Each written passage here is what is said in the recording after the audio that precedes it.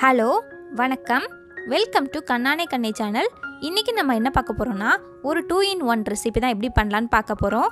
இதை நீங்கள் குழந்தைக்கு காலை உணவாக கொடுக்கலாம், அல்லது இந்த மாதிரி கூழ் பதத்தில் உணவு சாப்பிட விரும்பாத குழந்தைங்களாக இருந்தாங்கன்னா காலை உணவு முடிச்சுட்டு 1 மணி நேரம் கழித்து இதை நீங்கள் ஒரு ஸ்நாக் மாதிரி கூட குழந்தைக்கு செஞ்சு கொடுக்கலாம்.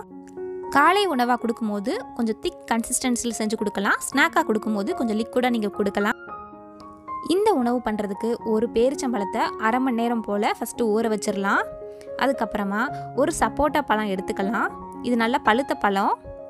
இந்த சப்போட்டா பழத்தில் இருக்கிற விதை, அதுக்கப்புறம் தோல் பகுதியெல்லாம் நீக்கிட்டு உள்ளே இருக்கிற இந்த ஃப்ளஷை மட்டும் நான் தனியாக எடுத்து வச்சுக்கிறேன். ஒரு மிக்ஸி ஜாரில் இந்த சப்போட்டா பழத்தோட ஃப்ளஷ் எடுத்துக்கலாம். அதுக்கப்புறமா ஊற வச்சுருந்த ஒரு பேரிச்சம்பழத்தை இதில் சேர்த்துடலாம். உங்கள் குழந்தைக்கு நட்ஸ் அலர்ஜி இல்லாட்டி 2 போல் பாதாமை முந்தின நாள் நைட்டே ஊற வச்சு அந்த தோலை நீக்கிட்டு சேர்த்துக்கலாம். நான் இன்றைக்கி பாதாமுக்கு பதிலாக நட்ஸ் பவுடர் சேர்த்துக்க போகிறேன், ஒரு 1/2 ஸ்பூன் போல். இந்த பேரிச்சம்பழம் ஊற வச்ச தண்ணியை கொஞ்சமாக சேர்த்துட்டு இதை நல்லா பேஸ்ட் மாதிரி அரைச்சி எடுத்துகிட்டு வந்துடலாம். நல்லா அரைச்சாச்சு, பாருங்கள் இதோட கன்சிஸ்டன்சி எப்படி இருக்குன்னு. நல்லா பேஸ்ட் மாதிரி இருக்குது. இதை இப்போ தனியாக எடுத்து வச்சிடலாம். இப்போ ஸ்டவ் ஆன் பண்ணிவிட்டு ஒரு பாத்திரத்தை வச்சுட்டு பாத்திரம் சூடானதுக்கப்புறமா 1/2 ஸ்பூன் போல் நான் நெய் சேர்த்துக்கிறேன். இந்த நெய் நல்லா உருகணும். நெய் உருகினதுக்கப்புறமா ஸ்டவ் ஆஃப் பண்ணிவிட்டு இப்போது 1 டேபிள் ஸ்பூன் போல் நான் கோதுமை மாவு சேர்த்துக்கிறேன். இந்த சூடான பாத்திரத்தில் அதுக்கப்புறம் இந்த சூடான நெய்யிலேயே இந்த கோதுமை மாவை வறுத்து எடுத்துடலாம். இந்த ஸ்டெப் பண்ணும்போது கண்டிப்பாக ஸ்டவ் ஆஃப் பண்ணிட்டு தான் பண்ணணும். ஸ்டவ் ஆன் பண்ணியிருந்தால் நம்ம ரொம்ப கம்மியான அளவு மாவு சேர்க்குறனால சீக்கிரமாக இந்த மாவு கரிஞ்சு போயிடும். அதனால இந்த சூடான பாத்திரத்துலேயே நம்ம நல்லா வறுத்து எடுத்துடலாம். இந்த நெய்யோடு சேர்த்து நல்லா மிக்ஸ் பண்ணதுக்கப்புறமா 1 கப் போல் நான் தண்ணீர் சேர்த்துக்கிறேன். தண்ணீர் சேர்த்து முடிச்சதுக்கப்புறமா எந்த வித கட்டியும் இல்லாதபடி நம்ம நல்லா மிக்ஸ் பண்ணி எடுத்துடணும். சுத்தமாக இந்த மாவு நல்லா தண்ணியில் கரைஞ்சதுக்கு அப்புறமா இந்த ஸ்டவ்வை இப்போ நம்ம ஆன் பண்ணிடலாம்.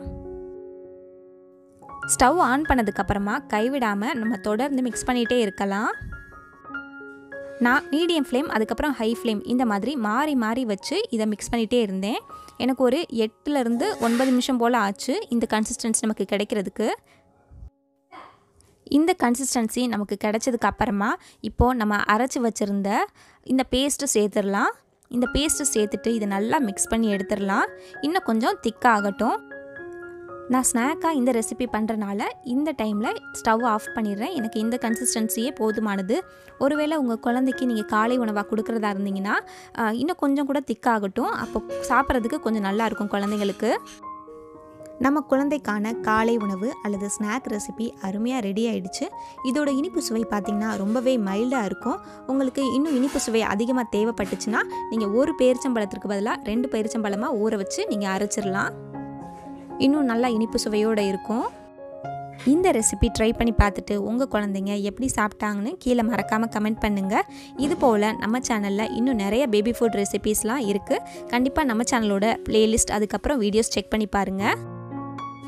இந்த வீடியோ உங்களுக்கு பயனுள்ளதாக இருந்துச்சுன்னா மறக்காமல் லைக் பண்ணுங்கள், கமெண்ட் பண்ணுங்கள், ஷேர் பண்ணுங்கள், சப்ஸ்கிரைப் பண்ணுங்கள். நன்றி.